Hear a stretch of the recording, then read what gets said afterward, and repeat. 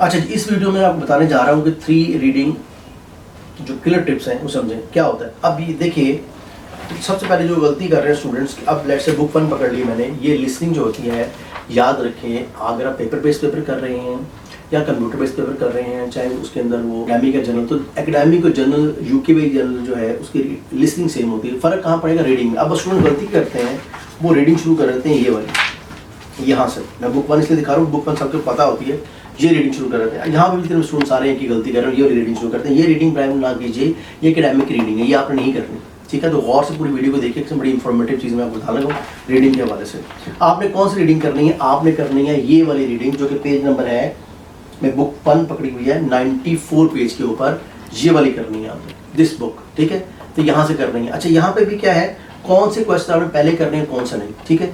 तो भी आप समझाता हूँ। 3 जो इंपॉर्टेंट चीज़ आपको बता लगा वो है रीडिंग के हवाले से, ब्रेनस्टॉर्मिंग, स्किमिंग एंड स्कैनिंग। अब ये ब्रेनस्टॉर्मिंग क्या होती है, स्किमिंग क्या होती है, स्कैनिंग होती है, इसको समझें।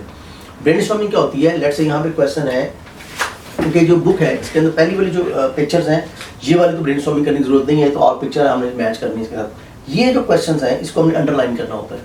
तो आपने क्या करना है, क्वेश्चन 8 से लेके क्वेश्चन 5 से लेके क्वेश्चन 8 तक लेट्स से पढ़ लिया। अब यहाँ पे अगर क्वेश्चन 5 से 8 तक पढ़ लें तो यहाँ पे जो कीवर्ड्स हैं, जैसे यहाँ पे है what sort of water you advise to use, advise to use और वाटर, ये इसका कीवर्ड है। तो आप एक पेंसिल रखें, हाईलाइटर रख सकते हैं, इसको आप अंडरलाइन करते जाएं। मैं क्वेश्चन क्या कर रहा हूँ, क्वेश्चन 5 से 8 तक पढ़ रहा हूँ, तो उससे फायदा आपको क्या होगा, क्वेश्चन 5 से 8 तक पढ़ने में आप इसके जो कीवर्ड्स हैं अंडरलाइन कर लेंगे, समझ आ रहा है। ये कहते हैं ब्रेनस्टॉर्म। आपने 4 से 5 क्वेश्चन जो पढ़ के ब्रेनस्टॉर्म किया कीवर्ड्स उनके, और उसको जब हम जाके ढूंढेंगे, this called skimming and scanning. अब होगा क्या, अब होगा ये हम सिलेक्ट वर्ड ढूंढ के आपको दिखाते हैं। ये देखें, मैंने अंडरलाइन कर लिए, what factors make you decide on the quantity steam you use, what should do you if you iron starts to drip water, what could damage your iron।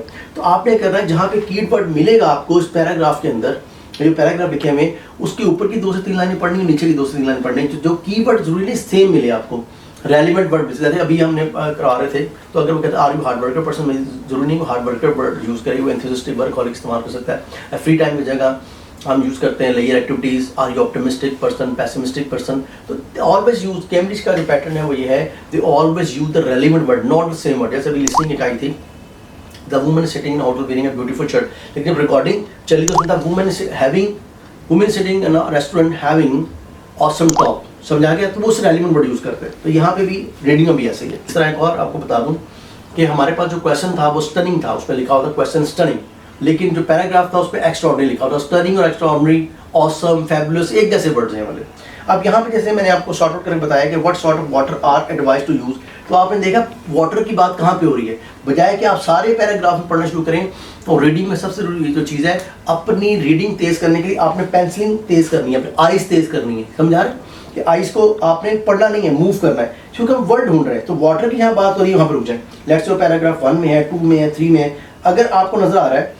अब फायदा क्या हुआ, लोग कहते हैं ब्रेनस्टॉर्मिंग का। अब हमने ये देखें, हमने चूंकि 4 से 5 क्वेश्चन पढ़े हुए, अब उसका फायदा क्या है, 4 से 5 क्वेश्चन पढ़े हुए, तो पता है कि अगर ये वाटर का क्वेश्चन का नहीं मिलेगा आंसर में भी ये मिल जाए। वैसे तो सीक्वेंस में आंसर होते हैं, लेकिन हो सकता है वाटर का आंसर ना मिले तो आपको नीचे वाले क्वेश्चन का आंसर मिल जाए। तो इसी होता है फायदा कि आप अगले क्वेश्चन का आंसर पकड़ सकते हैं। तो यहाँ पे उसने कहा कौन सा वाटर यूज करेंगे, तो यहाँ देखें लिखा हुआ डिस्टिल्ड वाटर। तो आप डिस्टिल्ड वाटर को यहाँ फौरी तौर पर जाके ये देखें, आपने अंडरलाइन कर दिया। डिस्टिल्ड वाटर को जैसे आपने अंडरलाइन किया तो आपको समझ आ गई कि ये कहाँ पे फॉल कर रहा है। तो आपको यहाँ पे लिख सकते हैं, इसका क्या लिखा हुआ था, आंसर फॉलोइंग क्वेश्चन, मोरेक्स आयरन के बारे, नो मोर देन 3 वर्ड। हाँ, ये बड़ा इंपॉर्टेंट है, जब वो लिखा हो कि नो मोर देन 3 वर्ड, तो आपने 3 वर्ड से ज़्यादा आंसर, चाहे आपका क्वेश्चन ठीक हो ना तब भी वो क्रॉस कर देगा।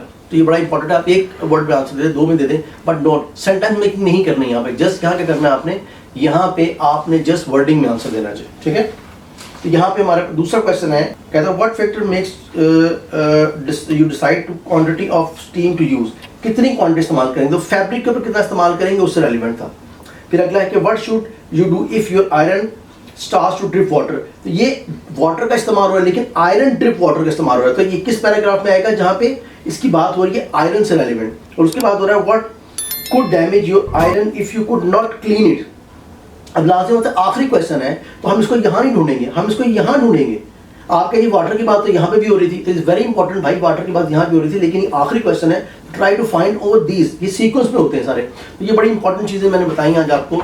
इसमें आपको ब्रेन स्टॉर्मिंग समझाया, आपको मैंने स्किमिंग समझाया और स्कैनिंग समझाया। तो जो कीवर्ड आपको मिल गया और आपने उस जागो वर्ड को मार्क किया और ऊपर के 2 लाइनें पढ़ी, नीचे की 2 लाइनें पढ़ी, you will get the answer that.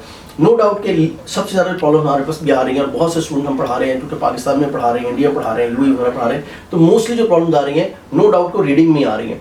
कई स्टूडेंट जाकर 2.5 पे स्टक हो रहे हैं, कुछ 3 पे स्टक हो रहे हैं, तो वी नीड 4 बैंड। और याद रखें कि अगर किसी बच्चे का भी बैंड चाहे 6 है ओवरऑल, लेकिन किसी मॉड्यूल में भी अगर उसका लिसनिंग, स्पीकिंग, रीडिंग, राइटिंग किसी मॉड्यूल में भी 4 से लेस देन 4 है, वो कंसीडर नहीं होगा, ही और she has to appear again in that. और मुझसे बाद में एक ही क्वेश्चन पूछा जा रहा है कि जिस सर बता देंगे रीडिंग में फेल हुआ तो रीडिंग का ही मॉड्यूल का पेपर देना पड़ेगा, सब में देना पड़ेगा। अभी पाकिस्तान में पॉलिसी नहीं आई, क्योंकि पूरी दुनिया में नहीं आई। हम कोशिश ज़रूर कर रहे हैं, ईमेल्स कर रहे हैं कि अगर किसी बच्चे का भी आप टेस्ट लेते हैं और लेट से वो रीडिंग में रह गया, लिसनिंग में रह गया, तो अभी तक ये अपॉर्चुनिटी नहीं है कि अकेला वही उसी मॉड्यूल का पेपर देगा और सब मॉड्यूल के ही पेपर देगा।